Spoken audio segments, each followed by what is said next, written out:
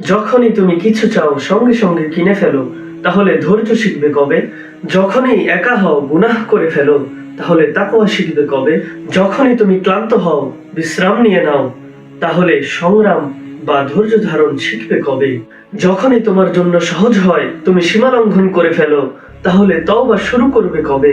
গুনাহ এসে যায়, তার সঙ্গে কুরআনও চলে যায়, নামাজও চলে যায়, তাহাজ্জুদ বা রাতের ইবাদতও চলে যায়, এবং অন্তর থেকে আল্লাহ তাআলার ভয় চলে যায়। তারপর তাদের সঙ্গে আল্লাহর জিকিরও চলে যায়, তারপর হৃদয়ের প্রশান্তিও চলে যায়, আর জীবনে আসে কষ্ট ও সংকট।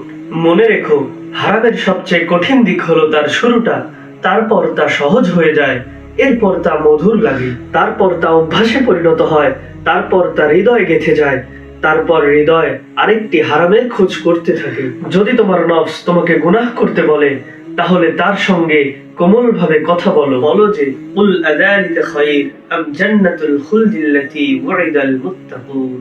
আল্লাহুম্মা কাযযিহনা ফি মাসিয়াতিক মুহাব্বিবনা ফি তাআতিক।